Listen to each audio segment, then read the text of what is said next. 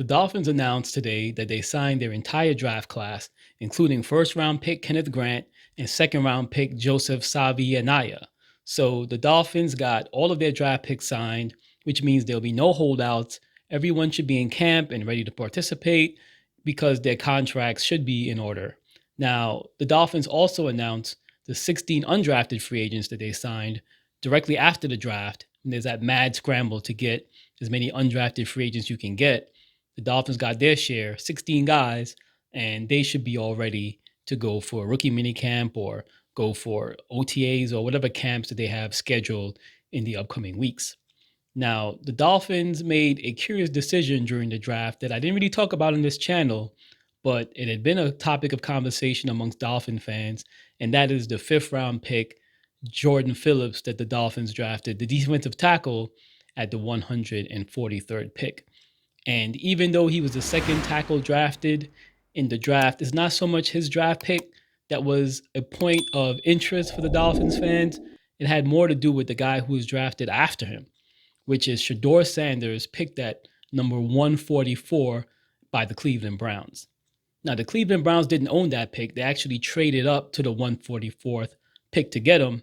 So the Dolphins could have gotten him if he stayed at 143. They could have picked him. He was on the board when they drafted Jordan Phillips. But the question is, where did Shadeur Sanders land on the Dolphins draft board? And, we'll never know that information because teams don't disclose their information before the draft. Obviously, there's competitive reasons why they don't.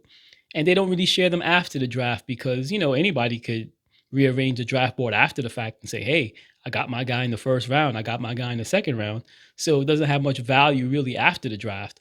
So as fans, you have to take the team's word for it when they say that they drafted the best player available according to their draft board. But it just seems to me absurd that a guy like Shadeur Sanders, who was considered by many to be not just a first round pick, but they thought it was a possibility he might be first overall in the draft. There were times where people thought that Shadeur Sanders would be the second pick in the draft. There were people who thought that he would be at least a first rounder. Then there were people who thought he would go in the second round. But in no draft review that I've seen where guys talked about some of the prospects, did they have Shadeur Sanders going in the fifth round. So to get a guy like Shadeur Sanders and all the drama that he brings, and when I say drama, I mean the kid is not a bad kid. He might be a little bit entitled. He might be a little bit spoiled. He was only coached by his dad his entire life. So for the most part, that's the only coach he's known. He has to go now and be coached by someone else. So we'll see how that plays out for him. But as far as the kid is concerned, he's never been in any trouble. He's not a bad kid. He's probably just misunderstood because most people don't get to grow up with a famous rich parent. That's not the norm. So he might be a little bit misunderstood. And of course, he was raised by Dion, and Dion has projected himself to be a very egotistical guy in public. So, Shadeur Sanders had to be influenced by his dad. His dad raised him. I mean, come on. I mean, that's just obvious, right?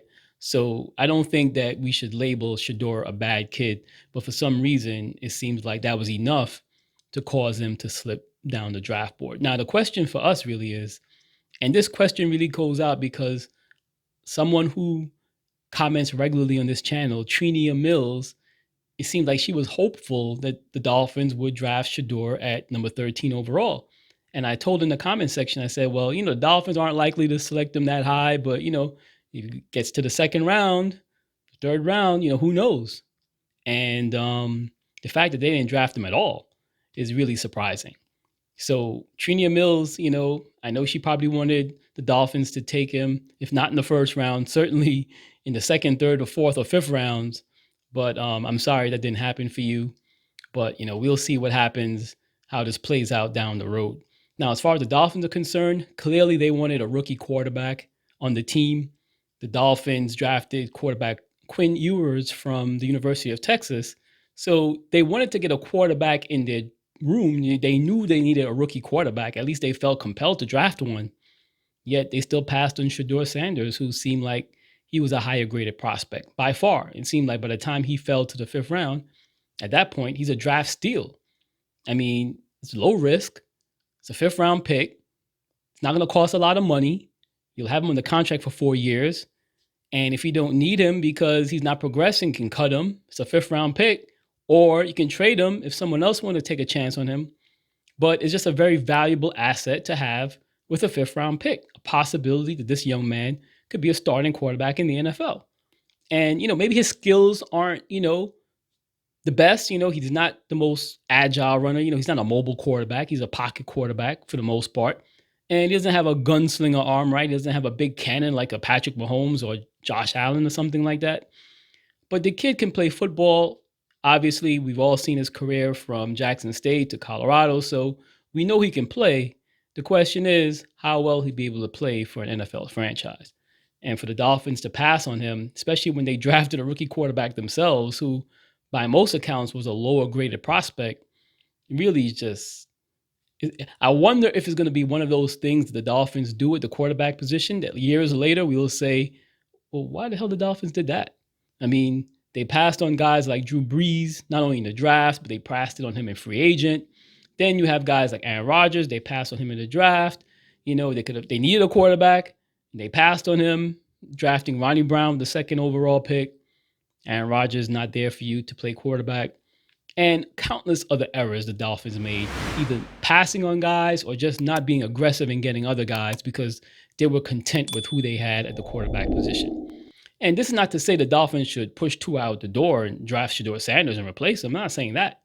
I'm just saying a quarterback with the 5th-round pick, with the kind of skills that Shadeur Sanders showed in college, is a bargain. It's one of those things that teams historically, like Green Bay, drafted quarterbacks like that, put them on the bench, nurture them a little bit, develop them a little bit, and then maybe you can trade him for a draft pick if he develops. Maybe he's the kind of guy that he can be a backup quarterback for you down the road. Maybe if your starter goes down or maybe your starter goes to another team, maybe you have another starter in-house. So this is how these things play out. When you have a quarterback at that value, I think you should take a chance. Now, can he bust? Of course. Some of the signals indicate that might happen, right? He might bust as a player. Who knows? But the kid is young. He has his whole future ahead of him, and the Dolphins could have had him at a really discounted rate.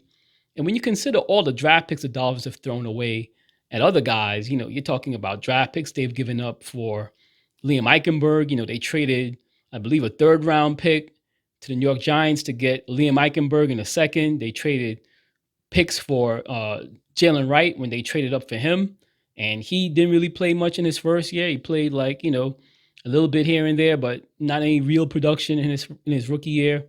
Then they traded draft picks to get other guys in the draft. Recently, they traded a draft pick to move up to get Jonah Savianaya. So the Dolphins have given away draft picks like this all the time. Now you have one that can be a considerable asset with the 5th-round pick. 5th-round picks oftentimes don't amount to anything. The Dolphins drafted a guy in the 3rd round in Channing Tindall. I don't think he's played a defensive snap for the Dolphins at linebacker. I think he's been mostly a special teams player, and you drafted him in the 3rd round. So to say that you can waste a 5th-round pick on Shadeur Sanders because you must have Jordan Phillips as your defensive tackle in your team, I just think that's short-sighted. When you try to gather as much talent on your team as possible, and that's what the NFL is. It's a talent-gathering business. You want to get as much talented players on your football team as you can. Look at the Philadelphia Eagles. They had a guy in Carson Wentz. He looked like he was going to be their franchise quarterback. In his rookie year, it seemed like he was having an all-pro season. It seemed like he might have been the rookie of the year or maybe even an MVP candidate as a rookie. And, he had a knee injury. Obviously, there were some issues, but the Eagles won the Super Bowl that year. The following year, guess what? They drafted Jalen Hurts. And they saw a guy in the 2nd round, said that this guy has value for his skill set. Yes, they already had a starter on board, but they always trying to add more talent to the team, especially the quarterback position. The Dolphins drafted Ryan Tannehill, and after that, nothing. They drafted a quarterback in the 7th round in Brandon Doherty. With Tua Tagovailoa, they drafted him in the 1st round, and after that, nothing till Skylar Thompson in the 7th round. So the Dolphins will continue to use picks to draft 7th-round pick quarterbacks who basically aren't going to do anything for you, at least if the pass is any indication, right? the Dolphins have drafted 7th-round pick quarterbacks that's really done nothing in terms of changing the trajectory of their franchise. So to use another 7th-round pick and a quarterback in 2025, it might work. It might not work. I mean, who knows? But a guy like Shadeur Sanders is just so much more a higher rated prospect. It just seemed like it was worth it to take the chance, if not for anything else, because he would have value, right? He's a quarterback, and quarterbacks are always in demand. He might have a value in the trade market if some team really believes in him and wants to take a chance on him after watching him play in the preseason a couple of times. Maybe some team might say, hey, maybe Shadeur Sanders can play for us, or maybe he can be a backup for us, or whatever the case may be. So the Dolphins should always be thinking about upgrading the quarterback position because you just never know. And then when you consider the fact that Tua's only played and started and completed one healthy season in the NFL, and when you consider all the trauma the Dolphins have had at the quarterback position since Tua's been drafted, we had injuries to Teddy Bridgewater, injuries to Mike White, injuries to Skylar Thompson. Then we've had guys off the street come in and play for the Dolphins, guys like Snoop Huntley. So, you've had so much drama at the quarterback position in the last couple of years, even after drafting Tua. And Tua, when he's healthy, he's pretty good. He plays good football. I'm not going to deny that. But he's not always available. I mean, one healthy season in his entire NFL career tells you something. So the Dolphins should have been more proactive at the quarterback position. I'm not saying Shadeur Sanders is a sure bet. I'm not saying that he may not bust. It could happen. It happens to quarterbacks all the time. But to me, it was probably worth taking a chance because at the quarterback position, there's always a demand. You always need good quarterbacks. That's the NFL. And the Dolphins really could have benefited from taking a chance on this guy. So we'll see. Time will tell if any teams end up regretting having passed on him in the 2025 draft. You don't know how these things will play out. I wish the best for the young man. I hope he does well and succeeds in his NFL career. Hopefully he wins out that job in Cleveland and he can beat out the 3rd-round pick quarterback. They can beat out Joe Flacco and whoever else they have on that roster. They have a bunch of quarterbacks on that roster, so we'll see how it plays out. But the Dolphins may have dropped the ball on that pick, and we'll see how it plays out in the future. But from where I sit, I don't think the Dolphins should have passed on Shadeur. Now, I understand he could be a distraction. I didn't mention that, right? The whole thing with his dad and everything. But the Dolphins should have taken a chance still because quarterbacks just have more value than any other position in the NFL. So that's it for this video. If you like this video, hit the like button and hit the subscribe button to get all the latest content. And leave a comment in the section below. And as always, I'll see you in the next video.